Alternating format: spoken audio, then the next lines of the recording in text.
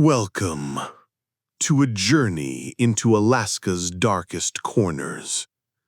Out here, the wilderness stretches endless, the nights fall longer than anywhere else, and the silence hides things most people would rather never see. But tonight, you and I will walk straight into that silence together. You'll hear the story of a traveler haunted on a lonely highway, chased by creatures no taller than a child, with grins far too wide. Of hunters who swore they saw something following them in the snow, only to realize the tracks beside them had no end. And of voices carried on the wind, whispering from tree lines where no one should be. These aren't legends from books. They're real experiences, lived and survived by those who still tremble when they tell them.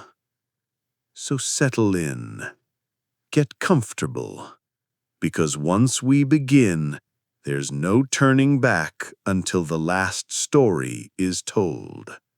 This is Untold Alaska, true stories of terror from the last frontier.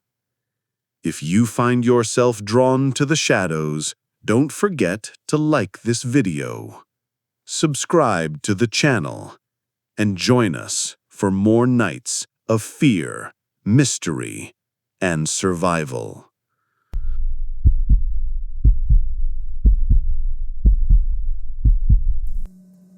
I grew up in one of those places you only ever see on a map if you zoom in far enough, tucked into the edge of the Alaskan Arctic. A small village where everyone knows everyone, where the winters swallow you whole, and the nights stretch so long you start to wonder if daylight will ever return. In the dead of December, the sun doesn't rise. For weeks, the world lives under a ceiling of black sky and bitter cold. And even the stars seem distant, as if the heavens themselves are retreating from that part of the earth. To most people, that kind of isolation sounds unbearable. To us, it was just life. We chopped wood, we hunted, we stayed close to our homes. And at night, when the storm winds howled around the corners of the houses, we told stories. The elders carried the weight of those stories. They spoke about spirits that wandered the tundra, about warnings written into the land itself. One of the stories I remember most vividly was about the Keelut. They said it was a hairless dog, pale as bone, with legs too long for its body. It left no tracks in the snow and stalked travelers in the darkness. When you felt its breath on your heels, it was already too late. It was a death bringer, a scavenger of souls. As a child, I thought of it like any other ghost story, just another way to keep kids from wandering too far at night. Something to make us shiver when the lamps flickered and the wind rattled the walls. But deep down, I think even then, I knew the elders weren't just telling tales. Their eyes carried a weight when they spoke, like they weren't repeating legends, but memories. The winter I turned 10, I found out for myself. It started small, with the kind of things you don't pay attention to as a kid. A sled dog went missing. My friend's father swore he'd tied the animal up properly, but by morning the chain was snapped clean, as though something stronger than a wolf had torn it free. The snow around the post was undisturbed. No paw prints, no drag marks, just emptiness. Then came the whispers. A hunter spotted something moving between the trees at dusk, pale and thin, darting away faster than any animal he'd ever seen.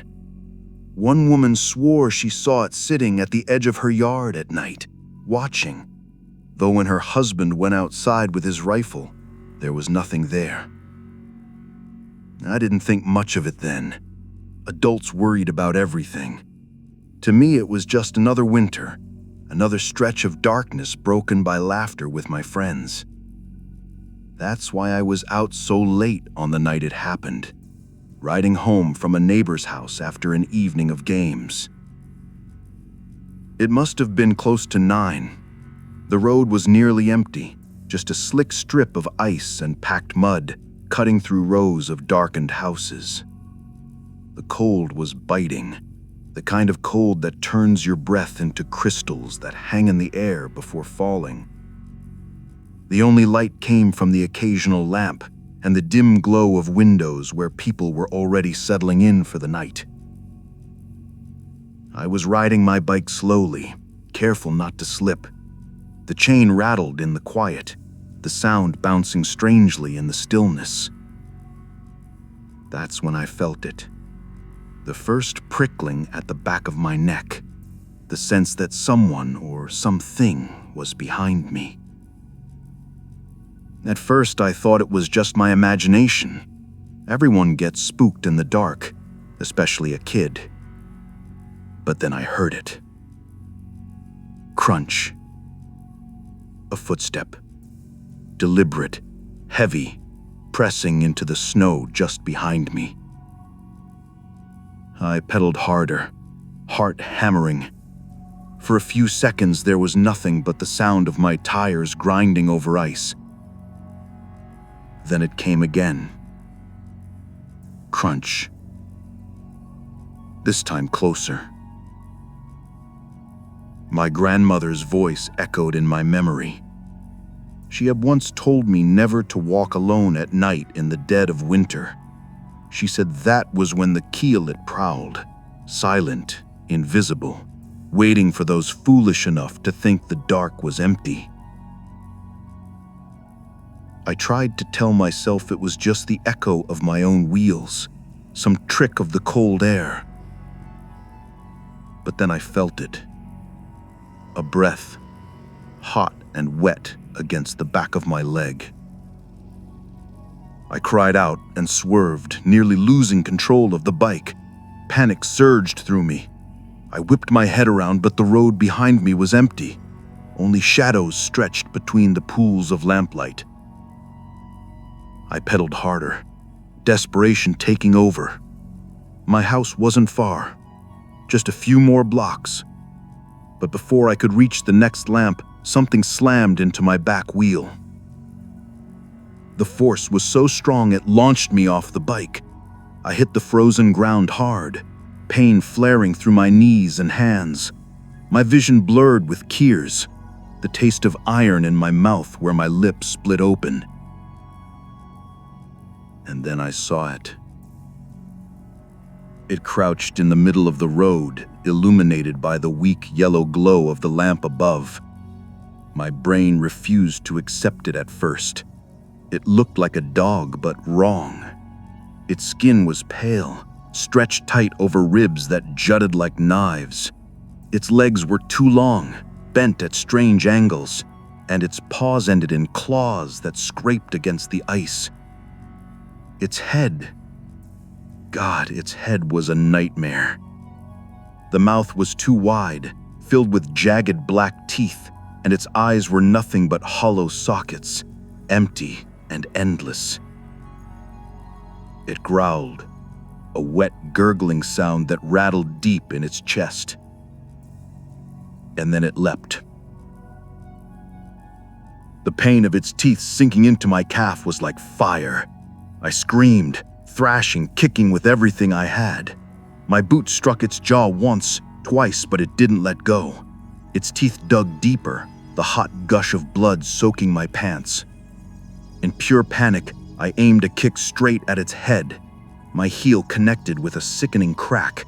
The creature jerked back, releasing me, staggering for just a second. That was all I needed. I ran.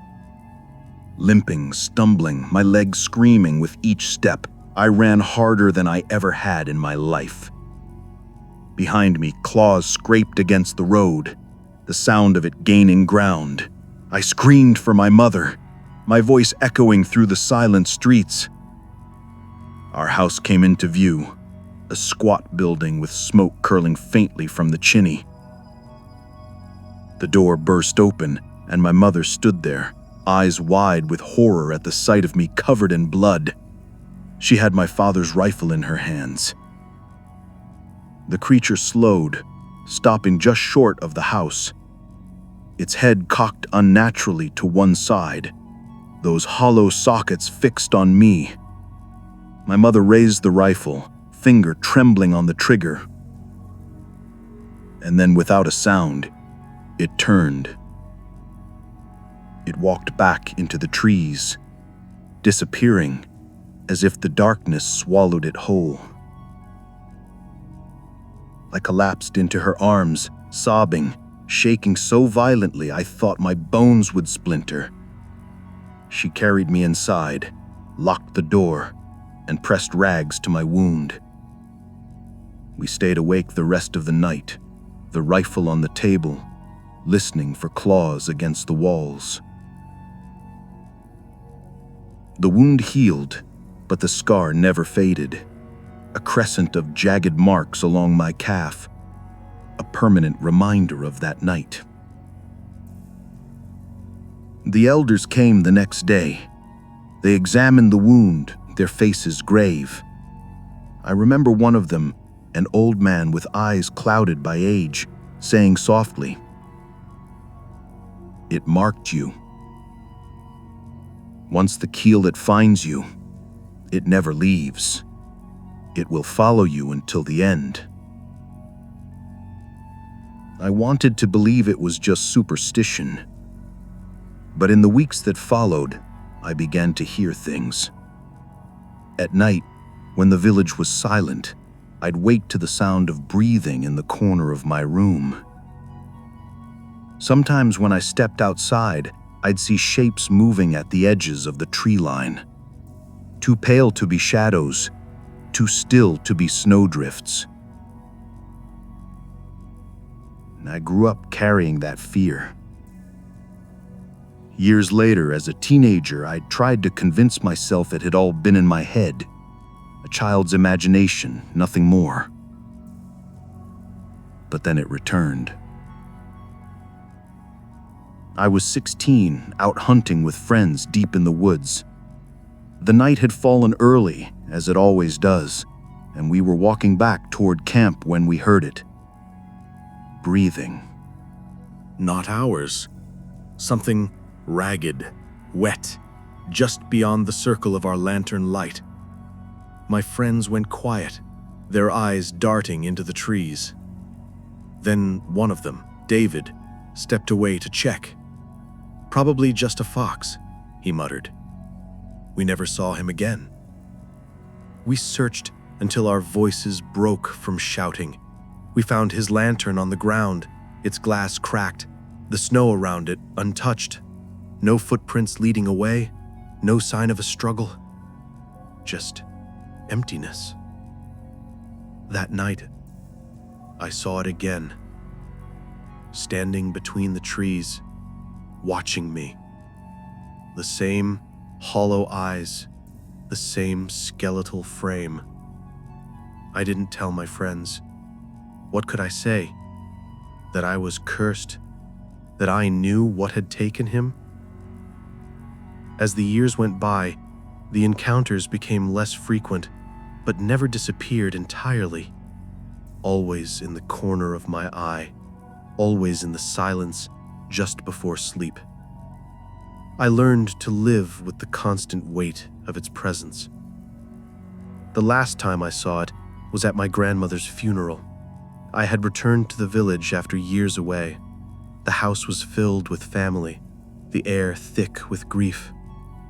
That night, unable to sleep, I stepped outside for air. And there it was, standing at the edge of the yard, motionless, watching me. Its head tilted, as if in mourning. For the first time, I didn't run. I didn't scream. I just stared back, the cold searing my lungs. And then I understood. It hadn't just marked me. It was bound to me. The elders had been right. The Keelut isn't just a hunter. It's a harbinger. It comes for those touched by death, following them like a shadow until the end. It took the dogs. It took David. And one day, it will take me.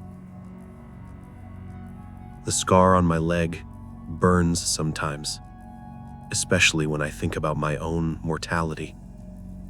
And in those moments, I feel it again. That hot, shallow breath against my skin. The sound of claws scraping on ice just behind me. I know it's waiting. Patient, silent, eternal. When my time comes, I won't be alone. The Keelut will be there. And this time, it won't let go.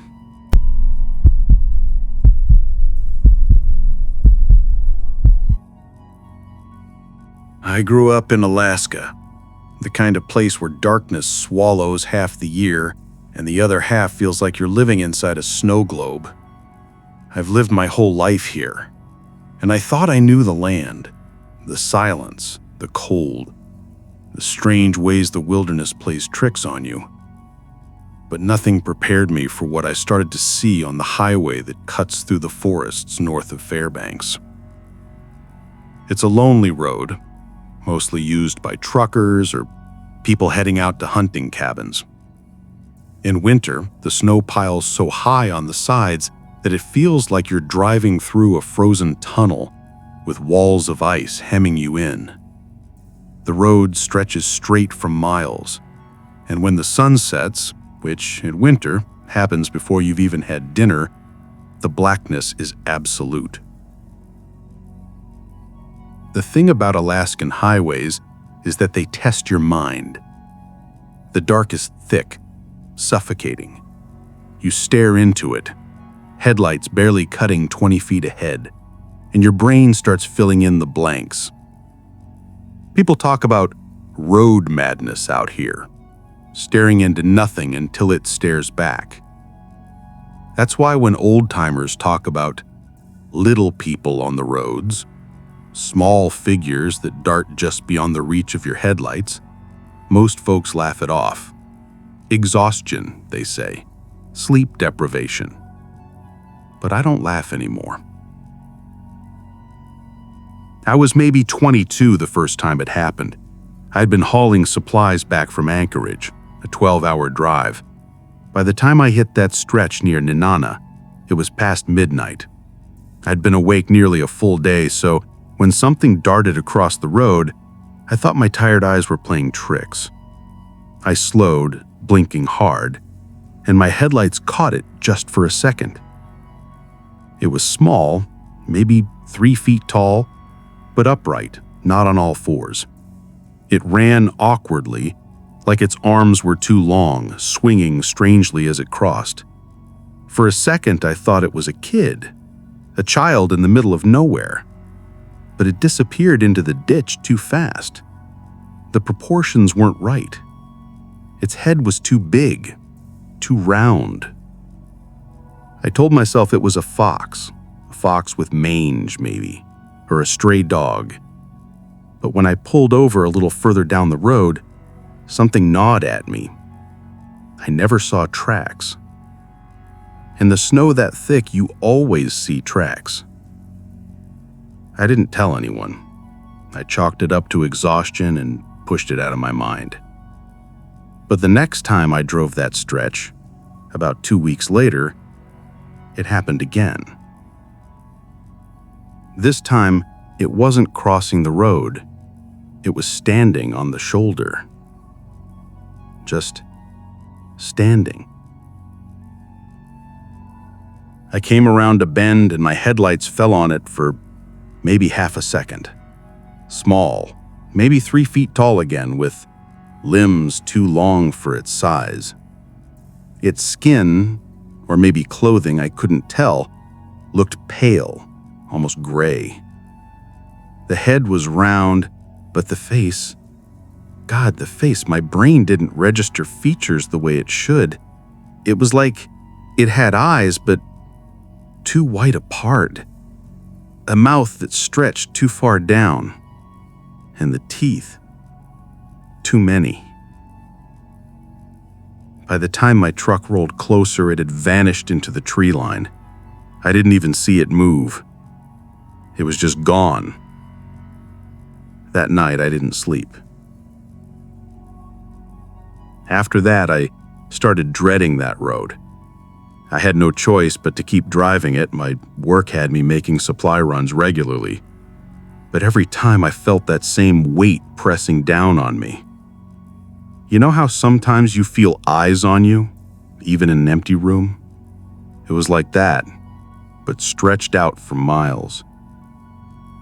And then things started to escalate. One night, maybe a month later, I had a buddy riding with me. Tom was his name, a solid guy who didn't believe in much of anything, the kind who laughed at ghost stories and mocked superstition. We were halfway down that highway stretch, joking to keep ourselves awake, when something tapped the side of the truck. Just a quick talk, like knuckles on glass. Tom froze mid-sentence. What the hell was that? I pulled to the shoulder, rolling down my window. Nothing. Just the sound of the wind moving through the trees. I told him it was probably ice falling from the wheel well, but his face stayed pale the rest of the ride. 2 nights later, alone again, I heard it myself. Louder this time. Talk. 3 knocks right against the driver's side door. I nearly swerved into the ditch. I knew better than to stop. I kept my eyes locked on the road, my hands white-knuckled on the wheel, but in the corner of my vision, just barely illuminated by my side mirror, I saw something keeping pace with the truck. It wasn't running. It was scuttling. Its limbs bent wrong, like its knees bent backwards. It moved fast, almost on all fours, but with its head cocked toward me the entire time. I pressed the accelerator harder than I ever have in my life. The truck roared forward, and finally, mercifully, I lost it in the dark. And that was the moment I realized this wasn't in my head. Exhaustion couldn't explain it. Tom had heard it too. And that thing, whatever it was real. Over the next month, the encounters multiplied. Sometimes it was just a glimpse in the headlights, sometimes laughter carried over the snowbanks, high-pitched and cruel, like a child mocking me from the tree line. Once when I pulled over to relieve myself, I swear I heard breathing in the ditch behind me. Wet, rattling breaths, followed by the crunch of snow as something shifted closer. I didn't even finish. I zipped up and bolted back into the truck, heart hammering like I'd left half my soul behind. It was clear to me now. It wasn't just one, maybe a lot more. And I had the sickening feeling they weren't just watching. They were waiting. I started making excuses not to take that route. I'd drive hours out of my way if I could, just to avoid that cursed stretch of highway. But sometimes there was no choice. Work was work, and those roads don't care about your fear. Out here, you either do the job, or someone goes without food, medicine, or heating oil. So, one night in late January, I found myself back on that stretch again. The snow was relentless that evening, falling in heavy sheets that reflected my headlights back at me, a wall of white noise. The road was slick, ice hidden beneath a powdery layer of fresh snow. My truck rattled like it always did, heater struggling, radio spitting static more than music. Halfway through, the inevitable happened. The engine coughed once, then died. I coasted to a stop at the side of the road, swearing under my breath. My phone had no service. Of course it didn't. On that highway, it never did. For a while, I just sat there, trying to will the truck to start again. I turned the key over and over, but the engine wouldn't catch. The silence pressed in, broken only by the whisper of falling snow and the faint ticking of cooling metal. And then I heard it. A laugh. Not a full laugh, not something joyful or human, just a broken giggle, high-pitched like a child choking on its own breath. It came from the tree line. I froze. My hands locked on the wheel, though the truck wasn't moving. My eyes darted toward the woods, but all I could see were shadows behind the curtain of snow. Then something moved. Small. Quick. A figure, maybe 3 feet tall, darting between the trees, keeping just out of the headlights' glow. I whispered to myself, "No, no, no, no." My heart thudded so hard it hurt. The laugh came again, this time from the opposite side of the road. They were circling.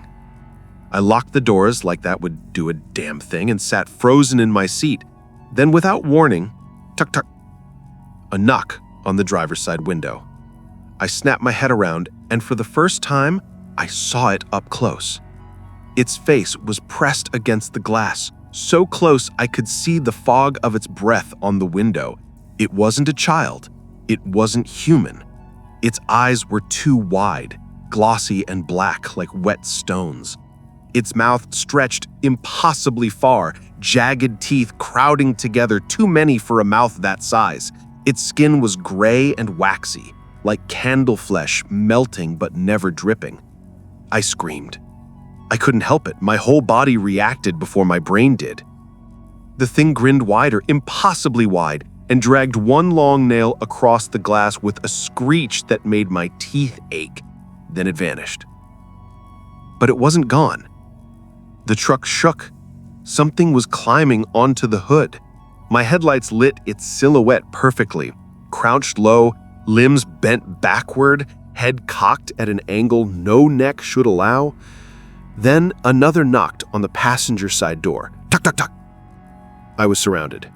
3 of them, maybe more, moving around the truck, tapping, scratching, giggling. One of them climbed onto the roof, its nails clicking against the metal. The whole truck vibrated as it shifted its weight. I tried the key again. Nothing. Just the sickening churn of an engine that refused to live. The laughter grew louder, overlapping, echoing in the storm until it felt like there were dozens of them. Every window was a canvas for movement, small gray shapes darting past, pausing just long enough for me to catch a glimpse of those wide black eyes before disappearing again. And then the radio turned on by itself. No music, no static. Just that same laughter, pouring out of the speakers, warped and broken like a recording played on a loop. I don't know how long I sat there paralyzed, begging under my breath for the truck to start, for something to break the nightmare. Finally, after what felt like forever, the engine roared to life. The figures froze. Every one of them stopped moving, heads turning toward me in unison, those wide black eyes glistening in the headlights. I slammed the truck into drive and floored it. The tires spun on the ice, fishtailing before catching traction, and the truck lurched forward. I didn't look back. I couldn't. My hands were shaking so hard I could barely keep the wheel straight.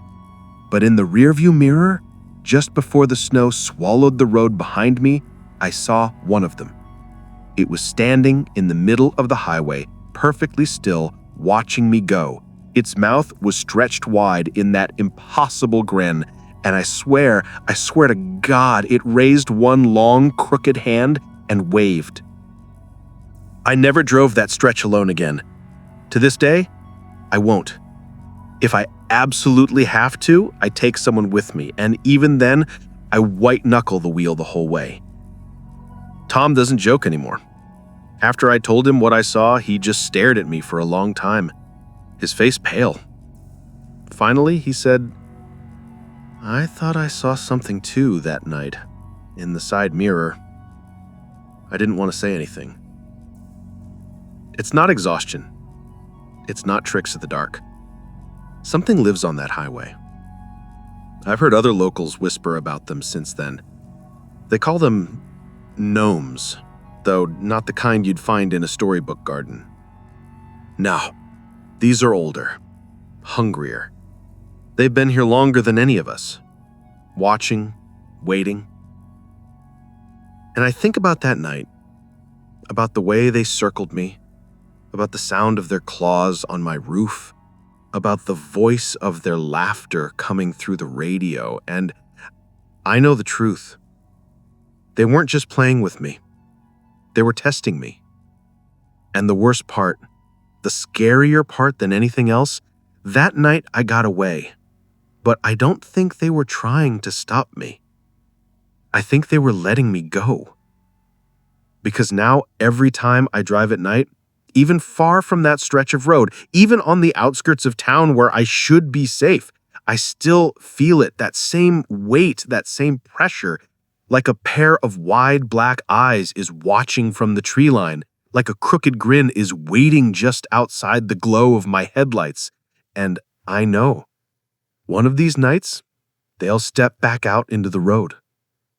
And this time, they won't let me leave.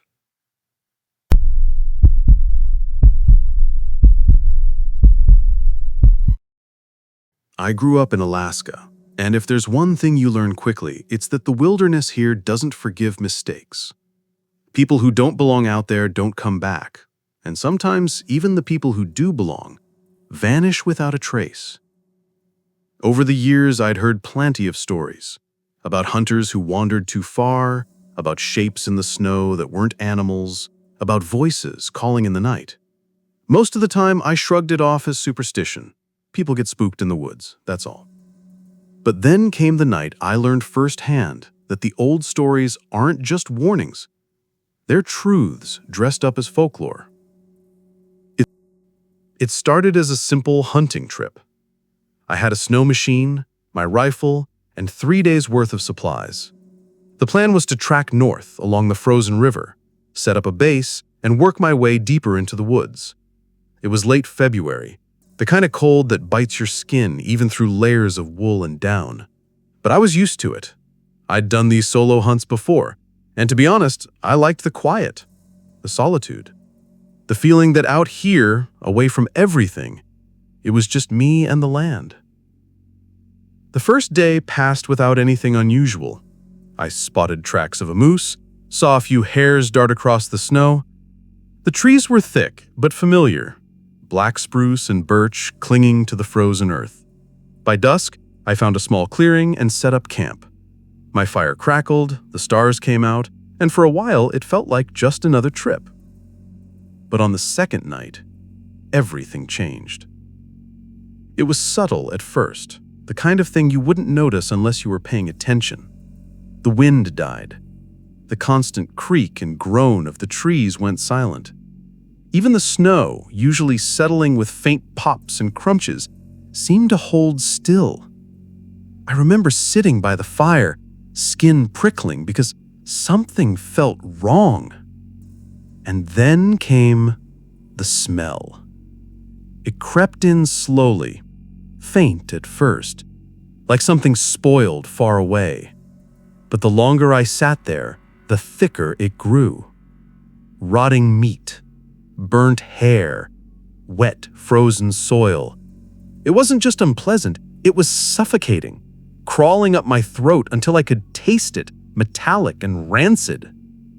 I stood up, sweeping my flashlight across the tree line, and that's when I saw them. Eyes. Not the glowing yellow or green of an animal's reflection, but something pale and hollow, catching the beam in a way that made my stomach turn. They were too high to be a wolf, too far apart to be a man. And then the light revealed more. Antlers. Not clean or even like a moose's, but jagged, splintered, twisted as if they'd grown wrong. And below them, thin, unnaturally long arms, hanging low enough that its clawed hands nearly brushed the snow. It didn't move. It just tilted its head, watching me. I killed the light instantly. My heart was pounding so hard I thought it might give me away. For what felt like hours, I sat there, frozen, listening. That's when the crunching started. Snow, slowly compacting under heavy steps. Not coming straight for me. Circling. Every few minutes, the steps would stop, and I'd hold my breath until they started again, closer this time, then farther, like it was testing me, hunting me. The smell grew unbearable. It seeped through the canvas of my tent, through my clothes, until I gagged behind my scarf. I wanted to run, but my legs refused to move. My hands gripped the rifle so tightly that my knuckles went numb. And then, just when I thought I couldn't take it anymore, I heard a sound that froze me to my core. A voice. It came from the darkness, just beyond the glow of my dying fire. A rasp, dragging out my name. Not shouted, not called, whispered. Like someone standing just a few feet away, leaning into my ear. I knew that no one could have followed me out there. But the voice was unmistakable. My name stretched thin, mocking. I didn't answer. I couldn't. My throat had closed up, my breath shallow, tears stinging the corners of my eyes from holding everything in. The whisper came again, this time closer. This time, wrong. It sounded like me. I sat there in silence, gripping that rifle until the barrel shook, waiting for the first hint at dawn. I don't remember falling asleep, but I must have dozed off because when I opened my eyes again, pale light was seeping through the fabric of my tent. For a moment, I let myself believe it had all been a dream. But when I crawled outside, the snow told a different story. Tracks. Huge, deep impressions circled my camp, overlapping, pacing, stopping just short of my tent door. They weren't moose. They weren't bear. They weren't anything I recognized. And worse, there were handprints. Long, spindly fingers pressed deep into the snow, as though whatever it was had crawled close, dragging itself around my camp on all fours.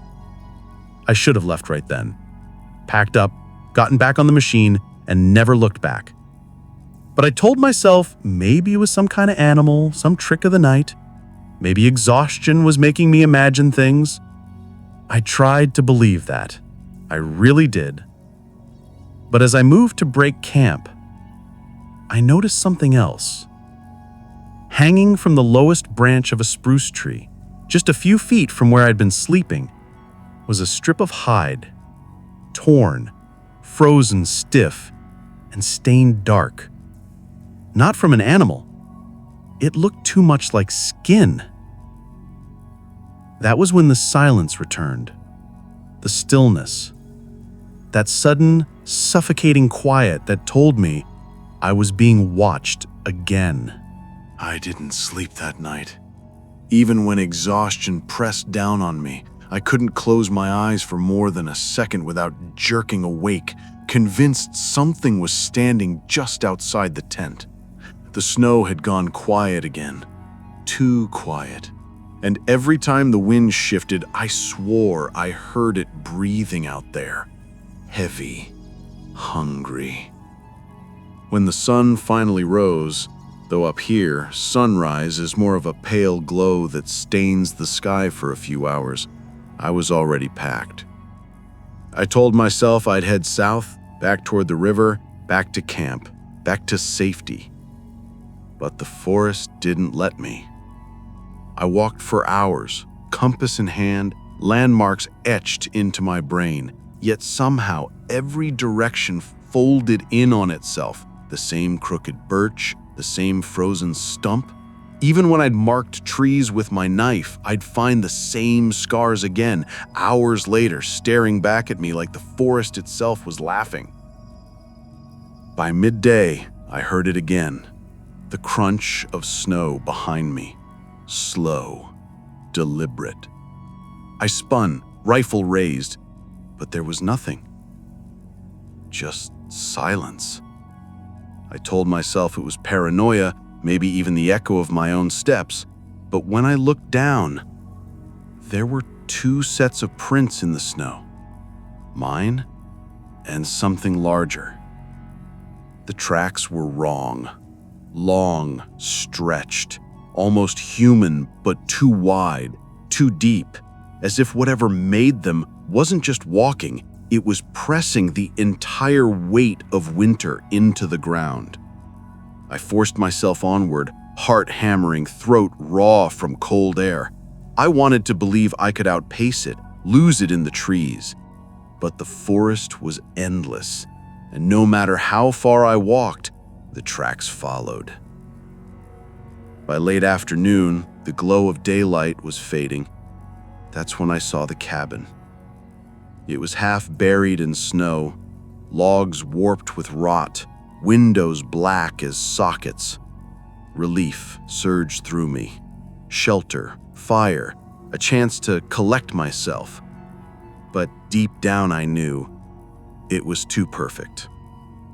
Too easy. Still, I staggered inside, barricaded the door with a half-frozen chair, and lit the old stove. The warmth seeped into my bones, but it wasn't comfort. It was dread, disguised as safety. Because the moment the fire caught, the smell hit me. Rot, decay, like meat left too long in the open air. I gagged, covering my mouth, and that's when I saw it. Scratches on the cabin walls, deep grooves carved into the wood, tall, vertical, like claws dragging again and again. And between them, words. Words I didn't want to read. It waits. It hungry. It follow. My hand shook as I traced the marks, my breath frosting in front of me. That's when the knocking started. Not on the door, not on the walls, from underneath. The floorboards trembled with each dull thud, soft at first, then heavier, faster, until the entire cabin seemed to pulse with it. I backed into the corner, rifle raised, whispering to myself that this wasn't real. This was just the wind, the snow, the isolation messing with my head. And then silence. I held my breath. The fire popped once, twice. The knocking had stopped. I dared to hope it was over. But then, slowly, deliberately, the handle of the cabin door turned. I froze, every muscle screaming to run. The handle rattled, then twisted harder. Something scraped against the wood. Not claws, not tools. Teeth. Chewing. I didn't wait. I bolted, smashing through the back window, glass shredding my coat, my arms. I hit the snow hard and scrambled to my feet, lungs burning. Behind me I heard the cabin groan, wood splintering, as if something enormous was unfolding itself inside. I didn't look back. I ran. The forest closed in, branches clawing at my face, my legs. My rifle slipped from numb fingers, but I didn't stop. Every breath was fire in my chest, every heartbeat louder than the crunching footsteps gaining behind me. And then, the forest ended. I stumbled into a clearing, the snow bathed in pale moonlight. For a moment, I thought I'd escaped, until I saw it. It stood at the far edge of the clearing, tall, impossibly tall, its limbs thin and too long, joints bending wrong. Its head was crowned with antlers that twisted like dead branches, and its eyes, God, its eyes were pits of frozen hunger. The air around it shimmered with cold, a cold deeper than the night itself. And when it opened its mouth, it didn't roar. It spoke. My name. In my father's voice. I don't remember running. I don't remember how I got away or how I stumbled back into camp days later, frostbitten and half mad. They found me collapsed at the edge of the tents, babbling about voices in the snow. But I do remember this. When they brought me inside, when they warmed me by the fire and I closed my eyes just for a second, I heard it again. That whisper, that hunger. It hasn't left me. Even now, years later, in the safety of four walls and electric light, I still hear it on cold nights. Scratching. Waiting. And sometimes, when the snow is heavy enough, I see footprints in my yard. Not mine.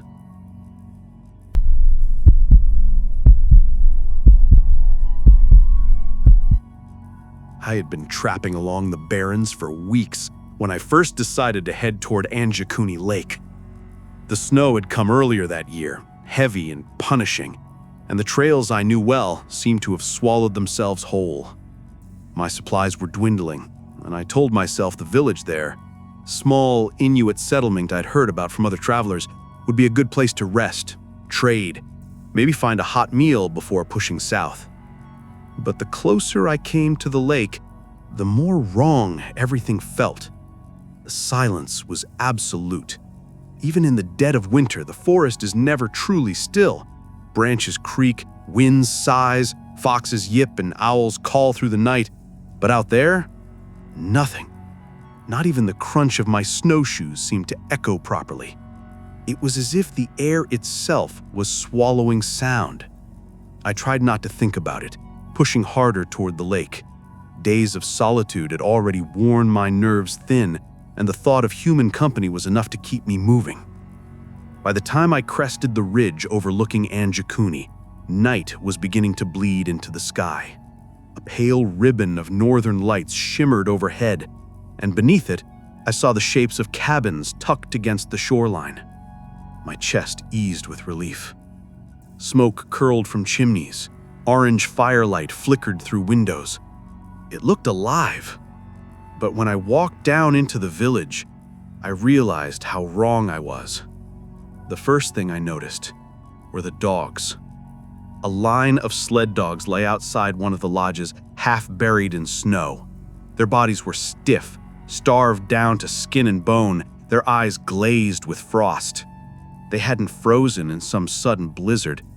No, these poor animals had been left untended for days, maybe longer. Their ropes were still tied, anchored to sleds that had never been moved. I tried to swallow the lump in my throat, forcing myself to keep walking. The village had to have answers. The second thing I noticed were the fires. In cabin after cabin, flames still burned, not roaring, not lively, but smoldering, glowing coals like someone had just banked them a few hours earlier. In one, a pot sat over the embers, stew inside hardened with ice around the edges, as though someone had simply stood up in the middle of their meal and walked away. And then were the beds. I counted 3 lodges with bedding laid out, furs pulled back, but no sleepers inside. Boots still rested by the door. Tools sat half-finished on workbenches. A bow leaned against the wall, arrows scattered as if someone had been fletching them moments before deciding to vanish into the snow. The more I looked, the more the dread set in. This wasn't abandonment. This wasn't migration. These people hadn't packed their things and moved on. They had been taken or lured. I called out once. "Hello? Anyone here?" But the sound barely carried past the nearest cabin. No answer. That's when I saw the footprints. Leading out of the village, heading straight toward the tree line, were dozens of tracks. Men, women, even children, barefoot, in the snow. I crouched to study them, breath steaming into the frigid air. The prints overlapped each other, some fresh, some nearly erased by drifting snow, but they all led the same way, into the dark of the forest. I told myself I'd just wait. Someone would come back. Someone had to. So I chose a cabin, one with furs still thick on the floor and a pot of stew near the fire, and I sat. I fed the embers, tried to warm my hands, tried not to think about the dogs, tried not to think about the bare feet leading into the trees. But the longer I sat, the more it felt like I wasn't alone. At first, it was the creak of the roof timbers in the wind, the snap of ice shifting in the lake, harmless things. But then I started hearing footsteps, not outside, not far away, inside the cabin. Soft, careful, as if someone was moving just behind me, always out of sight. Every time I spun around, there was nothing, just shadows bending from the firelight. The stew in the pot steamed once, though I hadn't stoked the fire enough to bring it to a boil. My breath froze in the air, but so did something else, a second plume, drifting just behind my shoulder. I forced myself to leave the cabin, heart hammering in my throat. Outside, the village was darker than before, the northern lights flickering like dying torches above. And in the tree line, I thought I saw movement. A figure, tall, watching. I blinked, and it was gone. I told myself I was tired. I was imagining things. But when I turned back toward the cabin, I froze. The footprints in the snow were gone. Every one of them. The paths that had led into the trees were erased, as if the storm had swept through in seconds. Except there hadn't been any storm. The air was still, silent. And yet, when I looked down, there were new prints beside mine. Bare feet, standing just inches from where I stood. The sight of those barefoot prints next to mine froze me colder than the wind ever could. I stared at them, my breath rattling in my chest. They were small, child-sized, but pressed deep into the snow, as if whoever made them carried a weight far heavier than any human child should. I spun in circles, scanning the shadows, the tree line, the cabins. Nothing. Just the endless stillness of the abandoned village. But I wasn't alone. I knew it then. I backed toward the nearest cabin, eyes darting everywhere. Each step I took, another set of prints appeared beside me. Not behind me, not ahead, beside. As though something invisible was pacing me, step for step. I bolted inside and slammed the door. My hands shook so badly I could barely drop the bar across the frame. The fire inside had burned low, throwing only enough light to deepen the shadows. And in those shadows, I swore I saw faces. Not clear, not solid, just impressions. Mouths open as if mid-scream, eyes hollow and bottomless, pressed into the timber walls like they'd been burned there by time itself. I told myself I'd last until dawn, that once the sun rose, I'd leave the village, never look back. But dawn never came. The sky outside lightened, yes, but it was a sickly gray that gave no warmth, no comfort. And when I opened the door to leave, the world beyond had changed. The lake was gone. The cabins seemed further apart, stretched into unfamiliar shapes. The tree line had crept closer, branches bending as if reaching toward me. The horizon itself looked wrong, folding in on itself, as though I'd stepped into a place that obeyed no rules of nature. I staggered back inside, slamming the door again. But the walls didn't protect me anymore. Voices rose up, muffled but urgent, like dozens of people whispering all at once. I couldn't make out the words, only the tone, pleading, desperate, warning.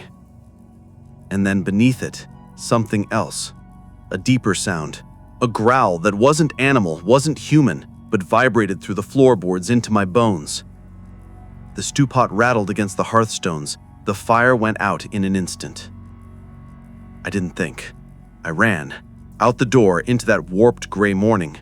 My snowshoes slapped against the ice. My lungs burned as I pushed toward the ridge I'd descended the night before. But the ridge wasn't there. The land kept shifting beneath my feet. Every direction I turned, the cabins loomed closer. No matter how far I ran, the village followed. And then I saw them. The people. They stood at the edge of the tree line, dozens of them, exactly as I had imagined. Men, women, children, their faces pale, their eyes black voids. Their mouths hung open, but no breath steamed from them in the cold. They didn't move, not at first, just stared. I shouted at them, begged them for answers, for help, but the only reply was silence. Then, as one, they raised their arms and pointed behind me. I turned. At first, I only saw snow and a shadow that stretched farther than it should have. A shadow that didn't belong to me. It rose from the ground like smoke solidifying, a shape taller than any lodge, antlers branching wide into the sky. Its body was thin, wasted, its skin stretched tight against bone, but its eyes burned with a light that made the northern lights above seem dim. And in that instant, I understood. This was what had taken them. This was what had walked them barefoot into the trees.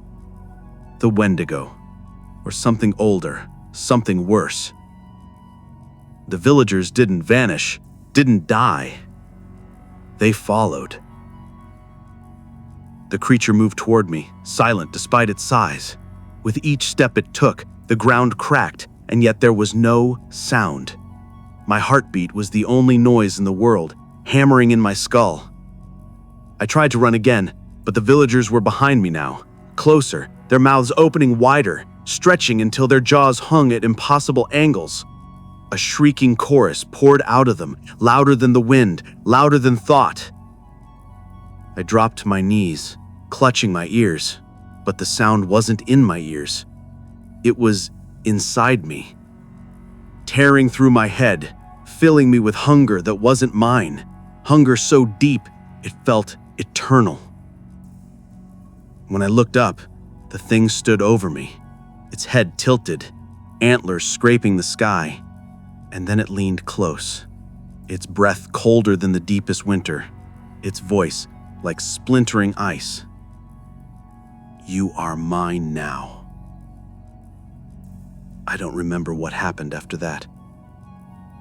I woke on the edge of the lake days later, or maybe weeks. My pack was gone, my rifle was gone, my snowshoes were gone. All that remained were the prints in the snow leading from my body back into the forest.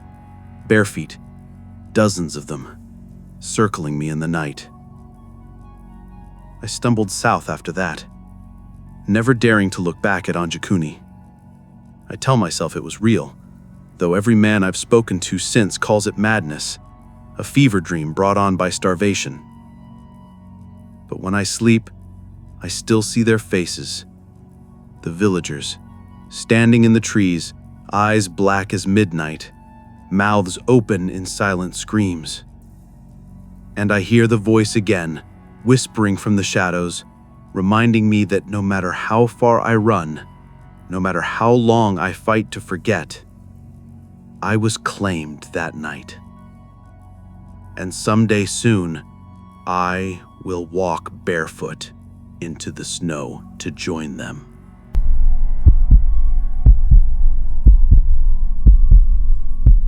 I've been driving the Dalton Highway for over 20 years, and I can tell you right now, It isn't a road meant for the faint of heart.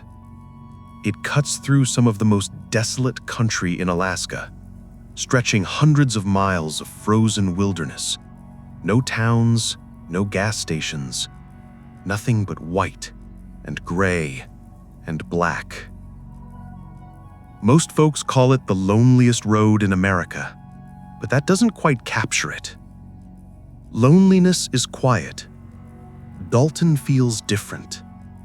It feels watched. That winter night was no different, at least at first.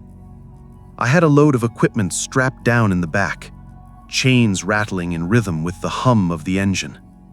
Snow blew across the windshield like white fireflies, the road vanishing into the dark beyond my headlights. I remember checking the clock, 2:15 a.m., and telling myself I'd pull over at the Yukon River crossing, just an hour away. I was tired, eyes burning, but I had been more tired before. Out here, exhaustion is part of the job.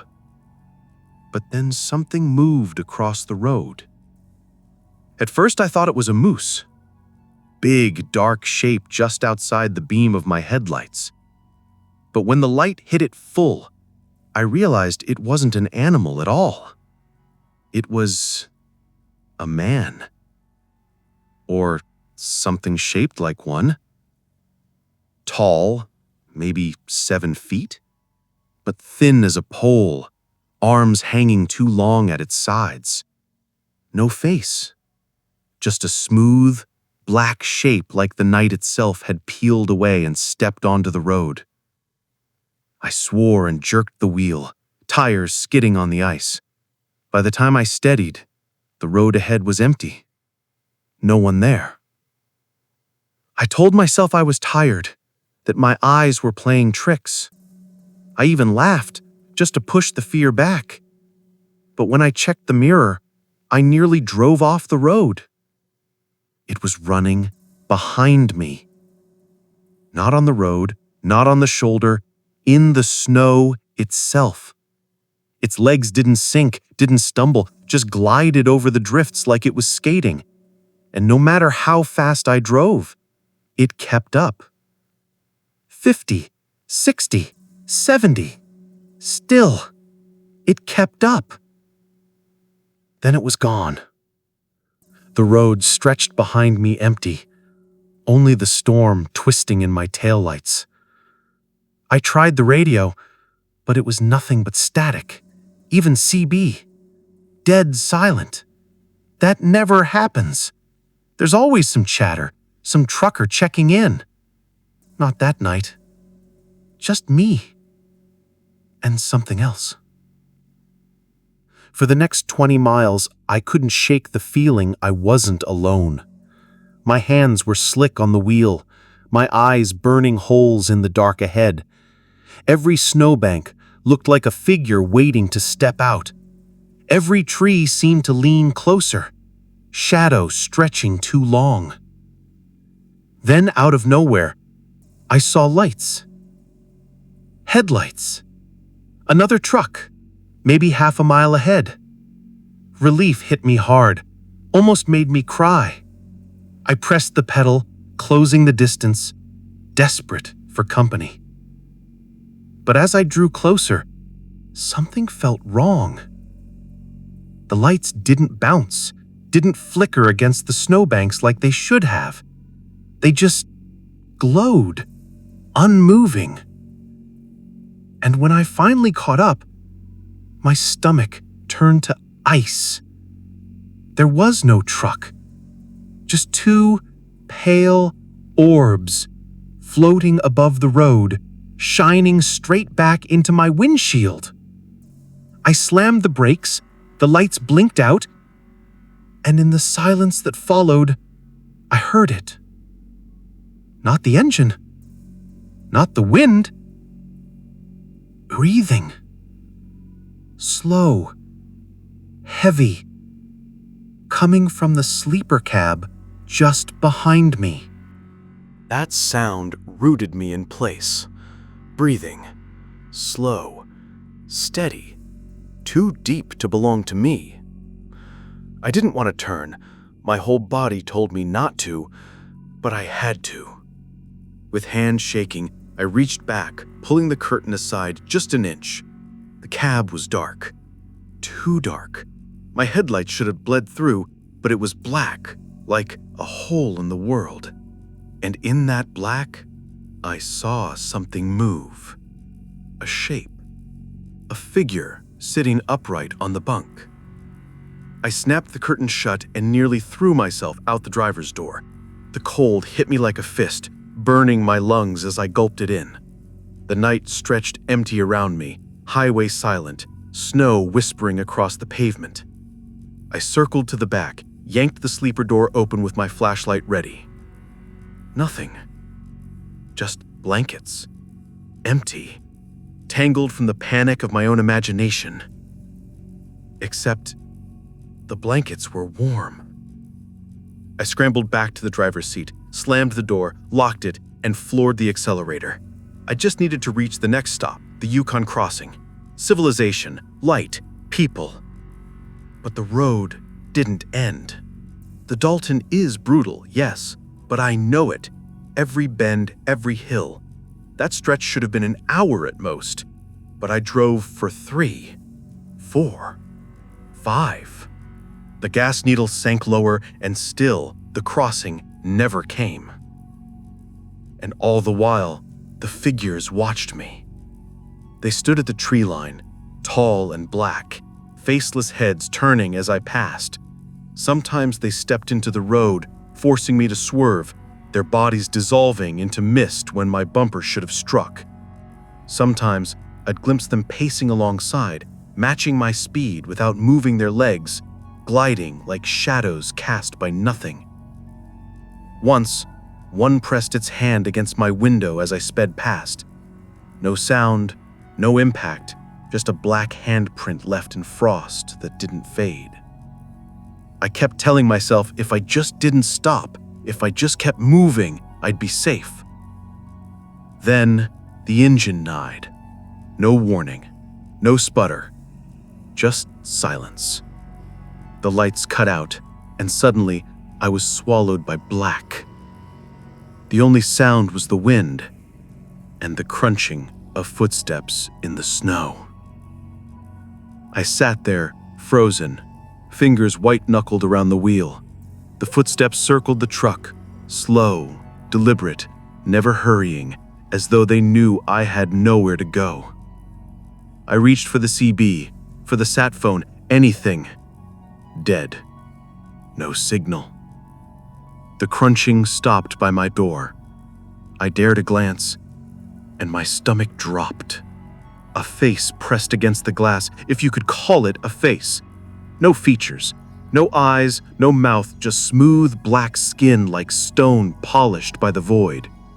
And yet, somehow, I knew it was smiling. The locks clicked. Not from me, from the inside. The door swung open, and cold poured in, sharper than any winter I'd ever known. My flashlight slipped from my grip, beam rolling across the snow, catching not one, not two, but dozens of them. Figures standing in a perfect circle around my truck, faceless heads tilted in unison. The one at my door reached in. Its hand brushed my arm, and it wasn't solid, it was smoke and ice and crushing weight all at once. My vision blurred, my body frozen, my breath ripped from my chest like the night itself was swallowing me whole. Then, light. Blinding white light from behind, washing over the road, the truck, the figures. A horn blared, sharp and angry. Another truck roaring up fast. The figures recoiled, shadows melting into the snowbanks, dissolving into the tree line. The one at my door let go, vanishing like steam. I must have blacked out because the next thing I remember, the other driver was shaking me awake. His truck idled behind mine, lights burning bright, his face pale as the snow. He told me he'd found me stopped in the middle of the highway, engine off, cab dark. Said I looked like I'd frozen sitting upright. When I asked him how long I'd been there, he just stared. 5 minutes, maybe less. But my fuel tank was empty. I never drove the Dalton at night again. Some truckers still do. Some even laugh when I tell the story. But every so often, one goes missing. No skid marks, no wreck, just gone. And the rest of us, we know better. Because sometimes on the loneliest road in Alaska, headlights appear in your mirror that don't belong to any truck. And if you're unlucky enough to see them, you might never make it to the next stop.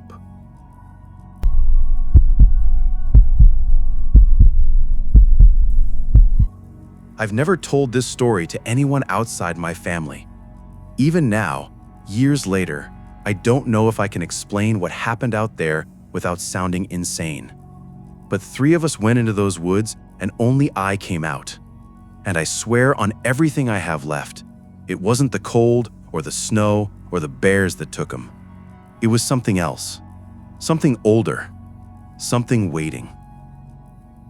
It started as a trip like any other. My friends Mark and Daniel had been pestering me for months to take them on a winter hike into the backcountry. I'd grown up in Alaska, spent my life hunting and fishing those trails, and they thought that made me some kind of guide. Truth was, I tried to talk them out of it. The wilderness here isn't forgiving. But they wouldn't listen. Young men think they're invincible.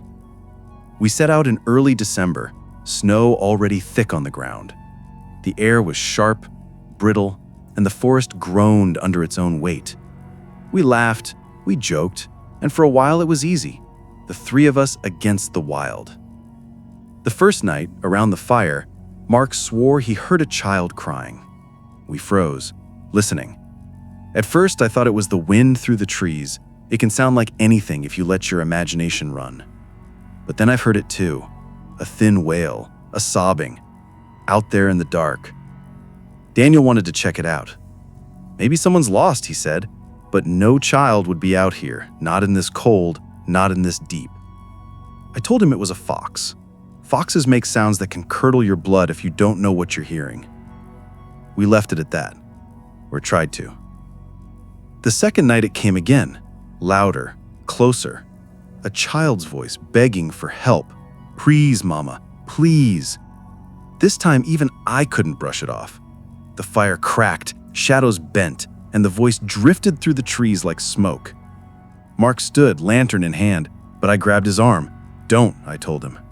If it was real, we'd see tracks. We'd hear more. But Mark shook his head. What if it's a kid? We argued, the voice weaving around us the whole time, always just far enough away that we couldn't pin it down. Finally, Daniel broke.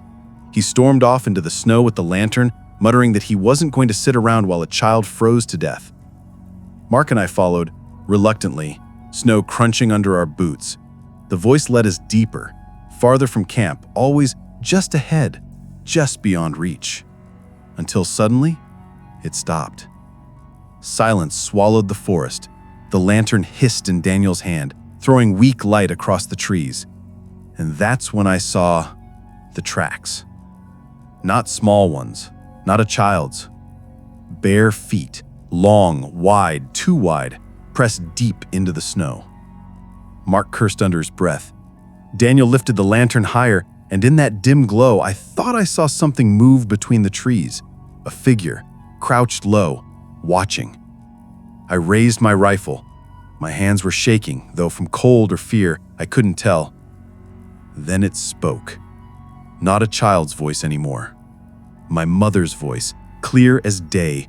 Come here, it whispered. It's safe now. My blood ran cold. My mother's been dead for years.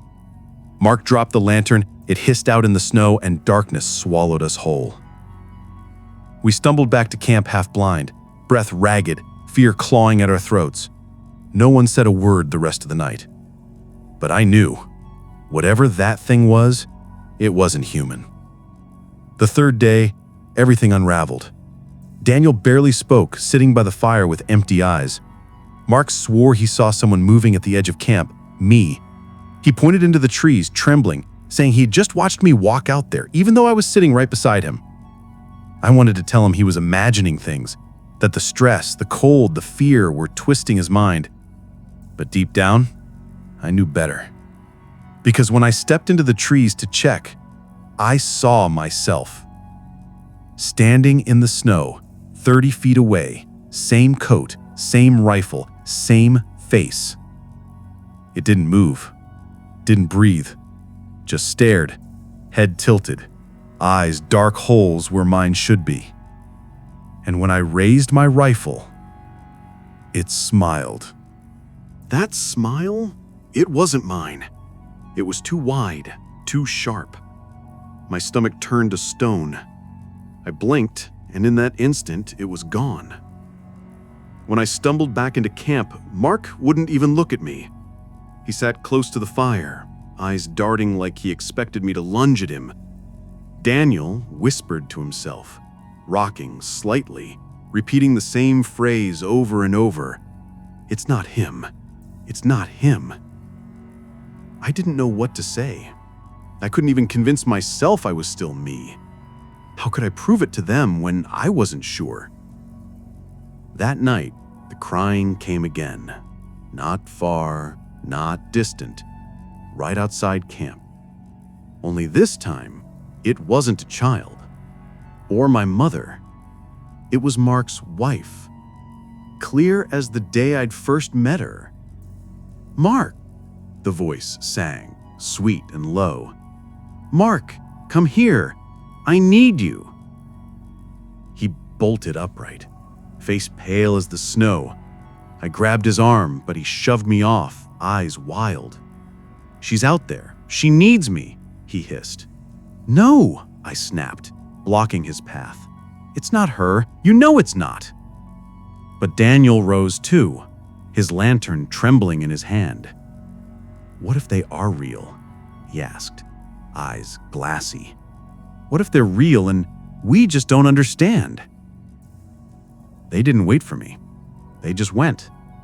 Lantern bobbing, boots crunching, following that voice into the dark. I chased after them, shouting, begging, but the storm swallowed my words. When I caught up, the lantern light swayed across the snow and my heart stopped. Mark was kneeling, hugging something small, something that looked like his wife. Her hair, her coat, her face pressed to his chest. But its hands weren't right. Too long, fingers bent at the wrong angles, curling around him like claws. I raised my rifle and screamed for him to let go. He looked back at me, tears frozen on his cheeks. "It's her," he whispered. "It's really her." Then the thing lifted its head and grinned. What happened next, I'll never forget it. It opened its mouth, but the sound that came out wasn't a scream, wasn't a cry. It was all of us, all at once. My mother's voice, Daniel's voice, Mark's own voice, twisting and overlapping into something unholy. Mark's scream cut through it, and then he was gone, swallowed whole, pulled into the snow as if the ground itself had opened. Daniel dropped the lantern. The light died. I fired into the dark, the rifle kicking against my shoulder, but I don't know if I hit anything. All I know is that when I turned, Daniel was gone too, and I was alone. The forest was dead silent, except for my own breathing. I staggered back to camp, clutching the rifle like it was a lifeline. My hands wouldn't stop shaking. I told myself I'd last the night, that daylight would make everything better. But the Kushtaka don't wait for daylight, because just before dawn, I heard them again. Footsteps around my camp, whispering. The sound of Mark's laugh, Daniel's muttering. Then a voice right behind me. My own. "Sit down," it said. "You're safe now." I spun, rifle raised, but the camp was empty. only my own boot prints in the snow. When the sun finally rose, weak and gray, I stumbled out of those woods half dead from exhaustion. I never saw Mark or Daniel again.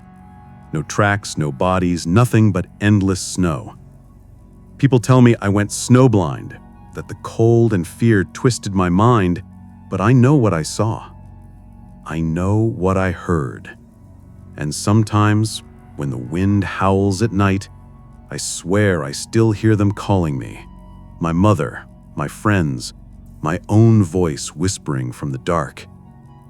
And I wonder if the Kushtaka are still waiting.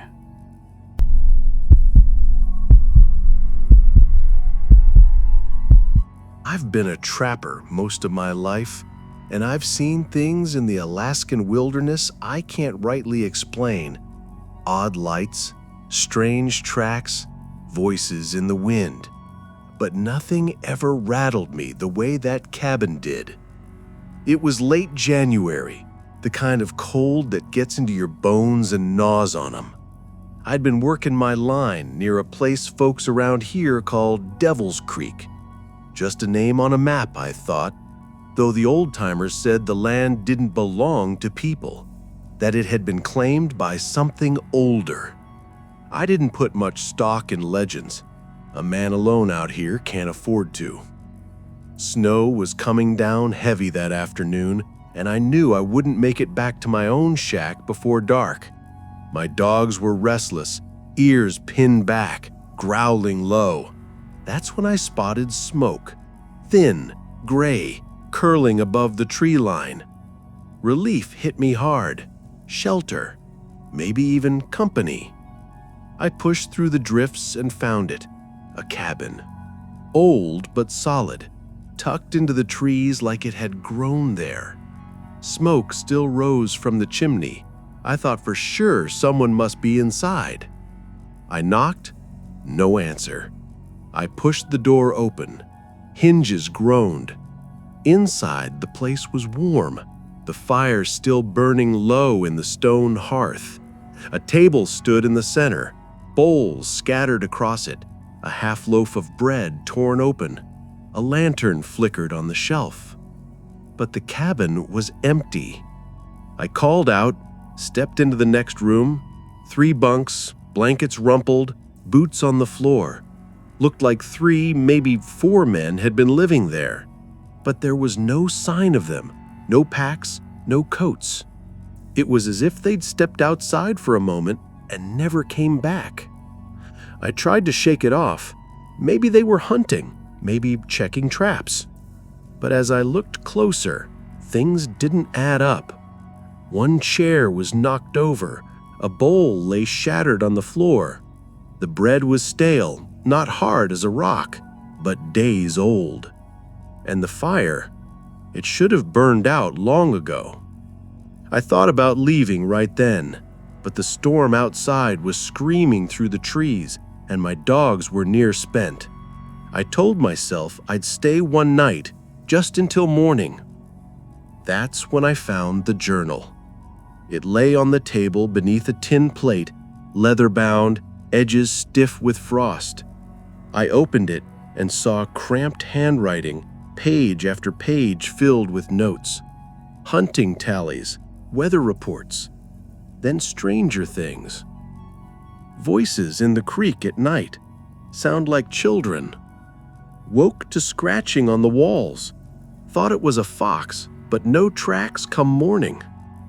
Tom swears he saw a man standing at the tree line, says he looked like me. I was inside.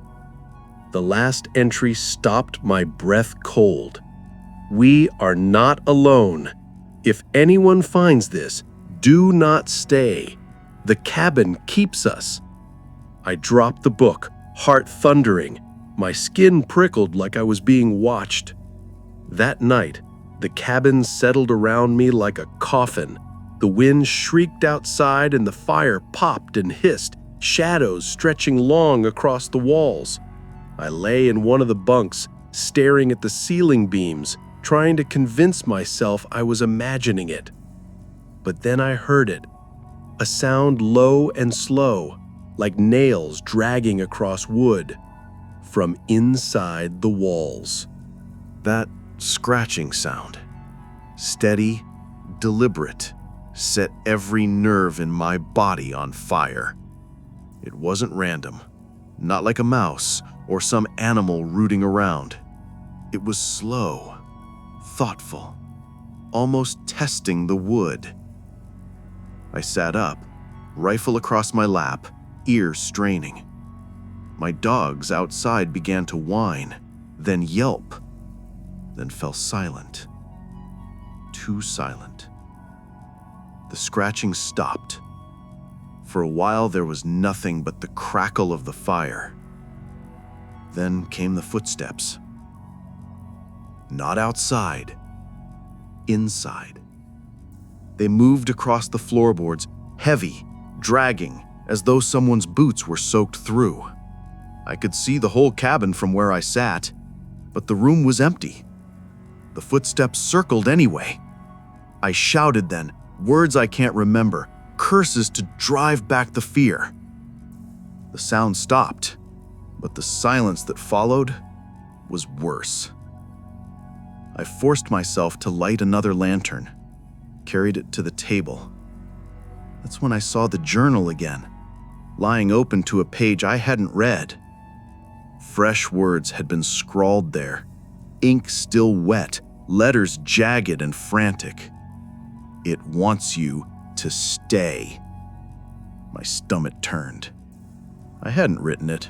I swear to God I hadn't. The lantern flickered, dimmed, as though something had sucked the air from the room. The fire guttered low, and in that moment, I realized I wasn't alone. Something moved in the corner, a shape, darker than shadow, unfolding itself from the wall. It had no face, no eyes, no mouth, but I could feel it looking at me. I raised my rifle and fired. The blast tore through the room, deafening, smoke choking the air. When it cleared, the corner was empty. But the bunk beside mine was no longer empty. Someone was lying there. A man, face turned to the wall, blanket pulled to his chin. His boots sat on the floor just where I'd seen them earlier. My legs nearly gave out. I stepped back, heart hammering. The man rolled over. His face was pale, sunken, eyes black as coal. And when he opened his mouth, I heard my own voice come out. "Don't leave." I bolted, kicked the door open and stumbled into the storm. My dogs were gone, traces of blood staining the snow where they'd been tied. The forest groaned around me, and behind me, the cabin door slammed shut on its own. I didn't look back. I ran through the night until my lungs burned, until the storm swallowed me whole. Somehow by dawn, I found my way to a line shack on the edge of the flats. I collapsed inside and didn't wake for 2 days. When we returned with others, the cabin was gone.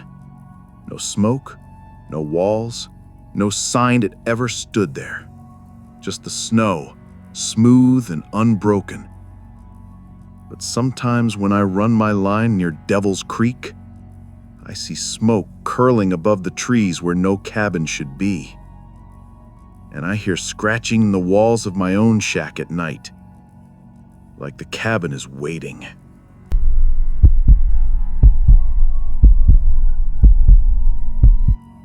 Gnome, Alaska. Folks talk about it like it's a legend, the place where desperate men clawed through frozen earth for specks of gold that could buy them heaven or hell. Back then, every fool with a pickaxe thought he'd strike it rich. Most found nothing but frostbite and empty graves. I wasn't looking for gold when I came. I was just running lines, trapping foxes and mink, trading pelts when the season was right. But Gnome had a pull. Not the kind that promises fortune, something else, something quieter. The winters there are long, longer than most men can bear. darkness settles over the Bering Sea like a weight. The wind screaming through the shore until you'd start to think it's alive. The locals told stories, the kind you laugh off when the sun's still up but whisper about when the night gets heavy. Stories of figures walking the coastline after midnight, tall and thin, their shadows bending where no shadows should. I'd heard 'em before. Everyone had. But I didn't believe. Not then. My shack sat a mile out from town, closer to the water than most folks dared to build. Nights I'd sit by the fire, listening to the surf pound the ice, watching the lamp oil burn down slow. You get used to the loneliness, or you think you do.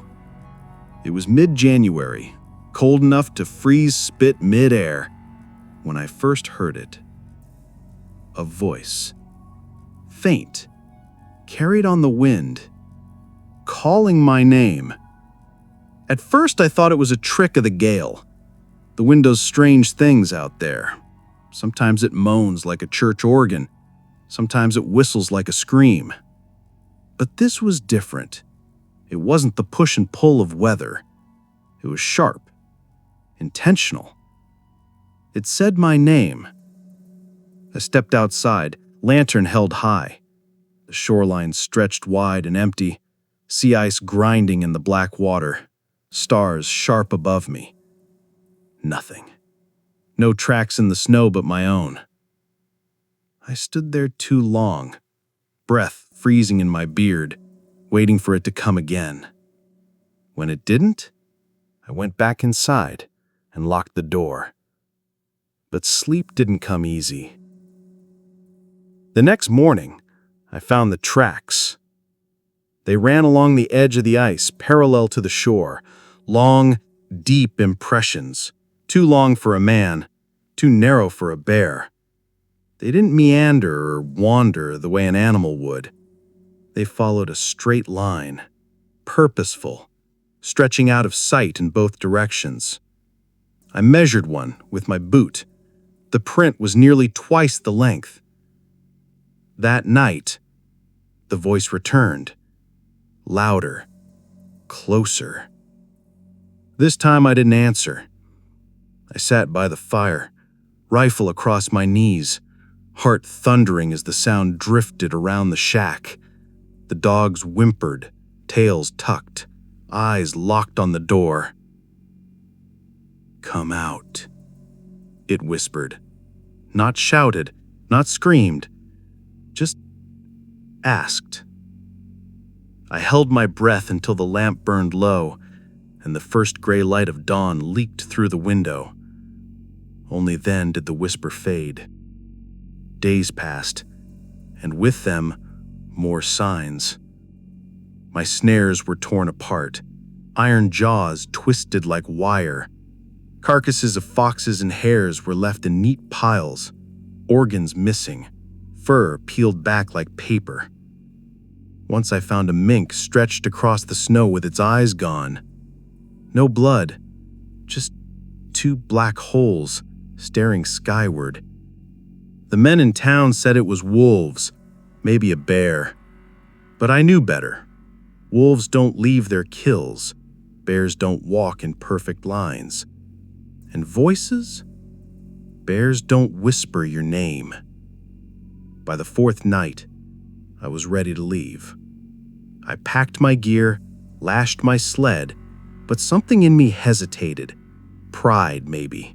Stubbornness. I wasn't going to be chased off my own line by shadows and stories. So I stayed. That was my mistake. Because that night, I saw it. I woke to silence. Not the normal silence of the north, the dead silence, the kind that presses on your ears. Even the dogs didn't breathe. I stepped to the window, frost clinging to the glass. At first, all I saw was the snow. Then, at the edge of the lamplight, I noticed it. Tall, thin, standing perfectly still. It had no face, Not that I could see, just a long black shape, arms dangling too far, legs like poles. It didn't move, didn't sway. It just stood there, watching. It stood there, frozen as a tree, and yet I could feel its attention, heavy and fixed on me. My lantern flickered, shadows stretching across the walls, and for a moment I couldn't move.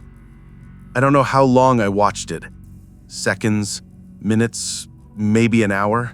The way fear bends time, it could have been all three. Then, without warning, it took a step. Long, smooth, deliberate.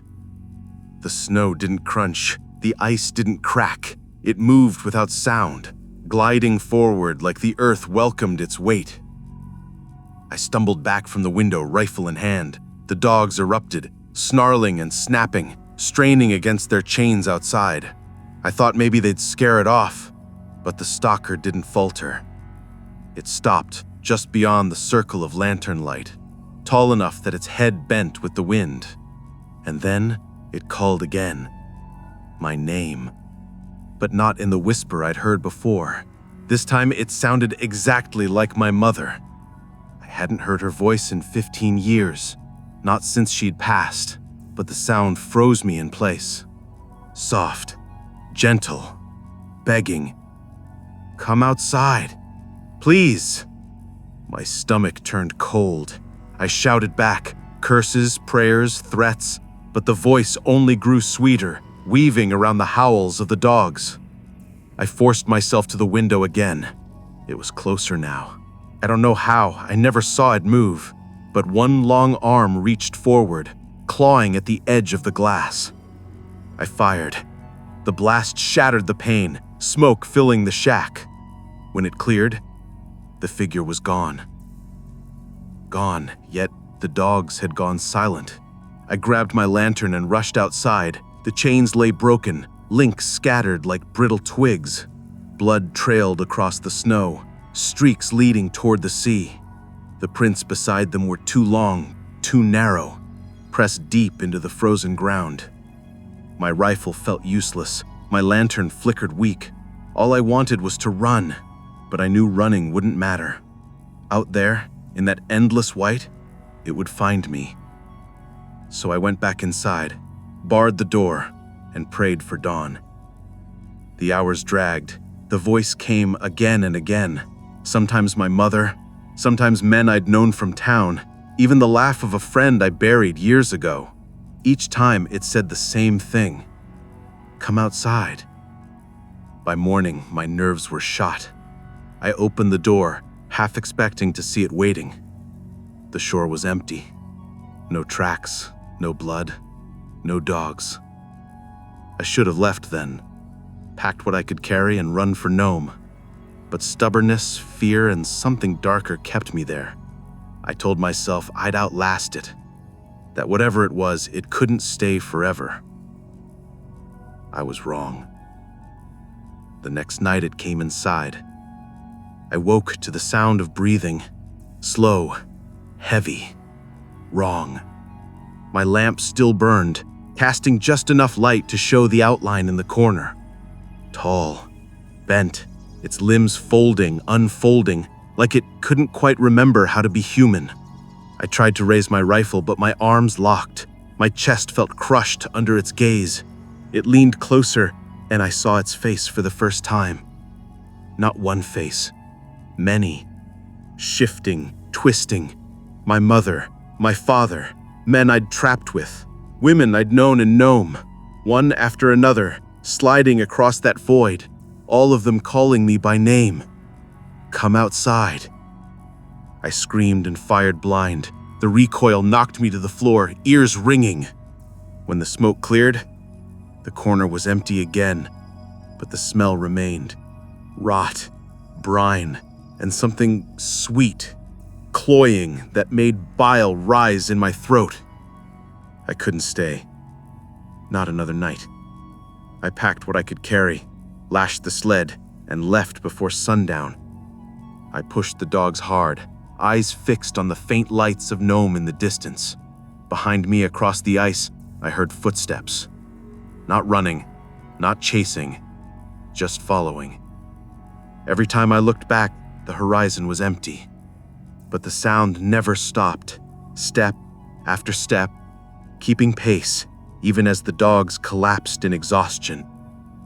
By the time I reached Gnome, half mad with fear, I collapsed in the snow. Men carried me inside and asked what happened. I couldn't speak. For weeks, I couldn't sleep. Whenever I closed my eyes, I saw it, standing at the edge of the lamplight, faces shifting, voice curling around my name. Some nights, even now, years later, I still hear it. When the wind's just right, when the Bering Sea groans against the ice, I swear I hear my mother's voice calling from outside the window, asking me to come out. And I know if I ever do, I won't come back.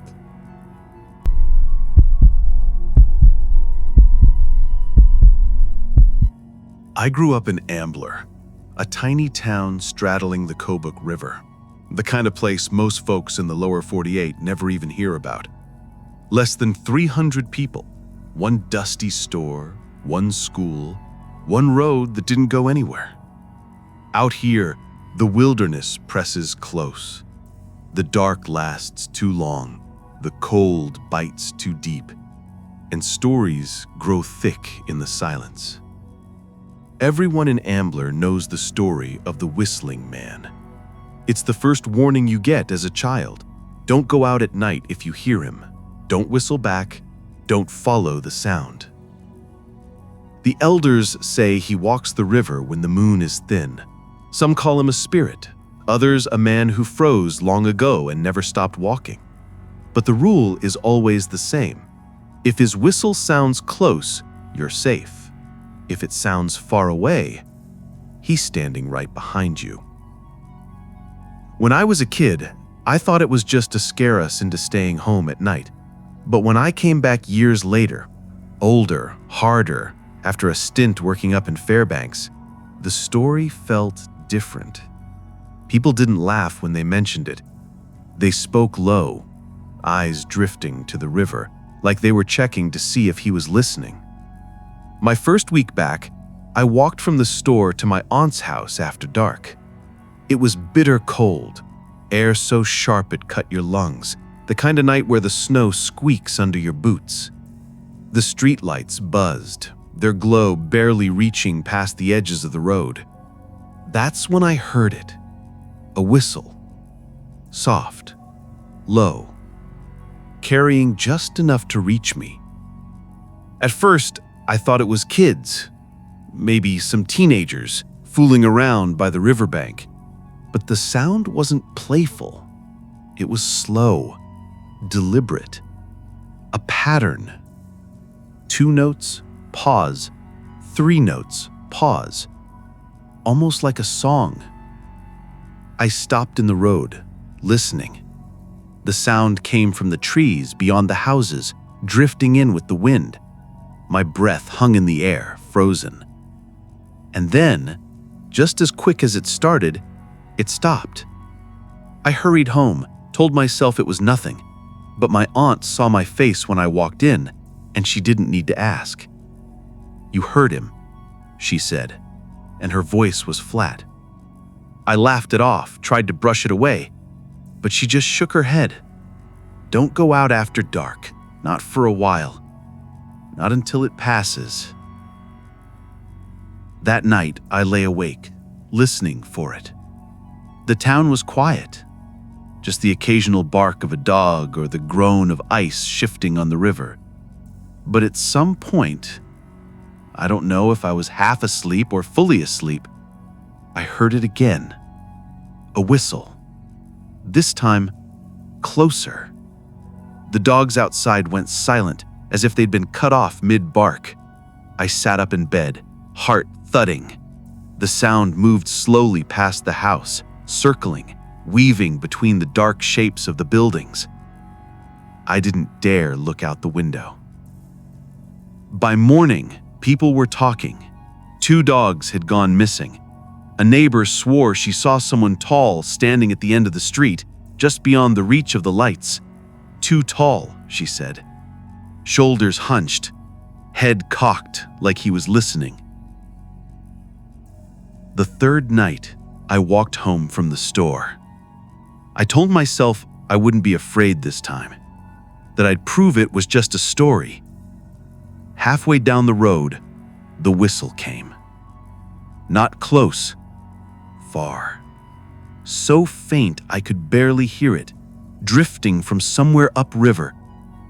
And every word of the old warning came rushing back. If it sounds far away, he's already behind you. I froze. My breath fogged the air, and in the silence, I realized I could see my shadow stretching across the snow in front of me. But the streetlight was behind me, and so was something else. I couldn't move, my whole body locked as I stared at that too long shadow stretching in front of me. The whistle had gone quiet, but I felt the air shift behind me, like someone tall was standing just close enough to breathe down my neck. Every instinct screamed at me to run. Something heavier pinned my boots in place. It took everything I had to force my legs forward, to step into the circle of the next streetlight. And when I did, the shadow behind me vanished. I didn't look back, not then. I hurried home, slammed the door, and barred it like I'd seen my aunt do as a kid when storms rolled in. My hands shook so badly, I dropped the lantern twice before I could light it. That night, sleep didn't come. Not for me, not for anyone. The whole town heard it, the whistle moving up and down the streets, circling houses, sometimes so close it rattled the windows, sometimes so far it sounded like it came from the hills. But always it came back. By morning, people were gathered at the store, faces drawn, voices low. No one wanted to admit what they'd heard, but we didn't need to. It was written in the bags under our eyes. Then, old Mary Kunick came in, wrapped in 3 coats, her eyes wet and red. Her grandson hadn't come home. He was 15, tough enough to sneak out at night when his parents slept. Someone said they'd seen him heading toward the river after dark, laughing like he was following something. When we found his boot prints at the edge of the ice, every hair on my body stood up. They stopped at the water. No sign of struggle, no cracks in the ice, just gone, like the river swallowed him whole. That night, the whistle was louder, bolder, almost playful. The town was gripped by something I'd never seen before. People locked their doors, pulled curtains tight, kept children close. And yet, no matter how you hid, the sound always found its way in. Through walls, through windows, through the hollow of your chest. I tried not to listen, but the tune stuck in my head, over and over. 2 notes, pause, 3 notes. Sometimes I caught myself humming it without realizing it. That's when I knew it wasn't just outside anymore. It was inside. On the 5th night, I couldn't take it. I stepped onto the porch, rifle in hand, the cold burning my lungs. The street was empty, the snow glowing blue in the moonlight. Then the whistle came. Far. I turned, and there it was. Tall, gaunt, standing just at the edge of the light. Its head tilted, arms hanging like ropes. I couldn't see its face, just the outline sharp against the snow. I raised my rifle, but before I could fire, it whistled again. Close. So close, I felt the air move inside my own ear. I stumbled back, slipped on the steps, scrambled inside and slammed the door. The whistle didn't stop. It circled the house, slow, steady, like it was marking me. The dogs barked until their voices broke. The lantern flickered, dimmed, and I sat there shaking, knowing I'd seen it. By dawn, it was gone. But the tracks remained. Long, narrow impressions leading from house to house, circling mine twice before trailing back toward the river. Some say the whistling man only takes one at a time. Others say he lingers until he's claimed what he came for. I don't know which is true. All I know is that I left Ambler soon after, packed what little I owned, and caught the first plane south. But even now, years later, I hear it sometimes. On quiet nights, when the wind rattles the eaves, when the house groans like it's remembering old weight, I catch that tune drifting through the dark. 2 notes, pause, 3 notes. Sometimes it's close, sometimes it's far.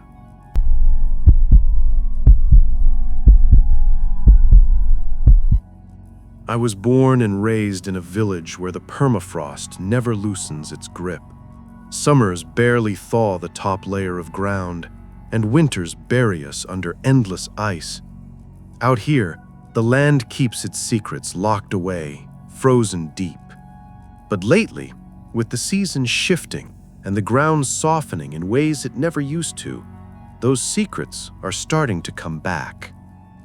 It happened 3 winters ago, during the last hunting season before Christmas. A group of us had gone upriver to check our lines, maybe 20 miles from the village. The snow was hard-packed, the air brittle and still. We carried rifles more for wolves than anything else, but mostly it was routine. We were cutting across a ridge when my cousin Eddie's boot punched through a crust of snow into something hollow. At first, we thought it was just a frozen hole, maybe an old animal den. But when we cleared the snow and chipped at the ice, we found more. The ground opened into a cavity of thawed permafrost, black earth wet and slick against the frozen walls. And inside, half buried in ice, was a shape. At first, I thought it was a moose carcass, but the longer we stared, the less it looked like anything that belonged to this place. It was long, too long, its arms stretched out stiff, fingers blackened like roots. The skin was gray, not from rot, but from something older, leathery, stretched tight across bones that didn't sit right. The head was tilted back, jaw locked open in a frozen scream. Eddie swore it was a body, human once, but it wasn't right. The arms bent strange, the ribs pushed too far, the teeth too sharp. We should have left it. We all knew that deep down. But curiosity is a dangerous thing. We dug it out with our axes, hacking the ice until the body came loose. It was lighter than it should have been, like the bones were hollow. None of us wanted to carry it, but we couldn't just leave it there. So we lashed it to a sled and dragged it back to the village. By the time we arrived, word had spread. The elders came out to see, their faces pale and tight. I'll never forget how old Martha, the oldest among them, covered her mouth with her hands the second she saw it. "You fools, you should have left it in the ground," she whispered. We argued, said we'd uncovered history, something worth studying, maybe even worth money if the scientists wanted it. But Martha just shook her head. "That's not a man. That's not ours. The earth kept it for a reason." We stored it in the shed near the school, locked the door tight. Snow fell hard that night, burying the world in silence. But I couldn't sleep.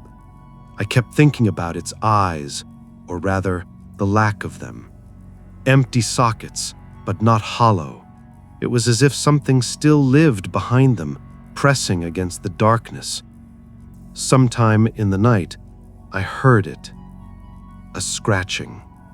Soft at first, like mice in the walls, then louder, a drag, a scrape, nails against wood. I told myself it was just the wind pushing branches, but when morning came, the shed door was ajar, and the body was gone. We searched the shed top to bottom. The floorboards were gouged deep, claw marks scoring the wood. The air smelled of damp soil, like the thawed earth we dug it from. At first, we thought maybe someone had taken it, kids playing a cruel prank or some outsider who'd heard about what we found. But no one admitted to it. No sled tracks, no boot prints in the snow, just long, uneven impressions that trailed out from the shed and into the trees. The elders begged us to leave it be. "Don't follow," Martha warned. "It came from the ground, it will return to the ground." But Eddie wouldn't hear it. He said if something dangerous was out there, it was our duty to protect the village. So we followed the tracks. They wandered between the spruce, deeper than any of us usually went in winter. Sometimes they split, like the thing had turned back on itself, circling. Sometimes they vanished altogether, only to reappear yards away, as if it had leapt. By dusk, we hadn't found it, but we felt it. A pressure in the trees, a weight behind our shoulders. The forest was too still. No birds, no cracking branches, no wind. Just silence. That night, the dogs howled until their throats gave out. The next morning, Eddie's cabin door was wide open. His rifle lay in the snow. Inside, the place was torn apart, furs shredded, table overturned. But no Eddie. Only more of those long, narrow prints leading away from the door. We searched for 3 days. No trace. On the 4th night, I woke to a sound outside my window. Breathing. Not human breathing, too slow, too deep, like air moving through a hollow cave. I stayed in bed, frozen, until it faded. When I finally looked, I saw them, prints, circling my house. By then, half the village was ready to flee. The elders said it wasn't the first time, that long ago, before even their parents were born, the ground had opened once before, and something like this walked among them. They said the only reason it left was because they gave it what it wanted. Sacrifice. We were too modern, too rational to believe them. But when another man went missing, this time snatched from the path between houses, we started listening. Fear breaks people down fast. We held meetings, argued about what to do. Some wanted to leave, to abandon the village for good. Others said we should burn the woods, drive it out. But before we could decide, it came back. I woke to pounding on my door, voices screaming. I ran outside with my rifle, and there it was, standing at the edge of the firelight. Tall, too tall. Its arms hung to its knees, skin cracked and splitting like old leather. The sockets where its eyes should be burned with something black, alive. And when it opened its mouth, it screamed, not with one voice, but with hundreds. Voices of the missing. Eddie's, the boy from years back, maybe others older still. All of them layered into one awful wail that shook the air.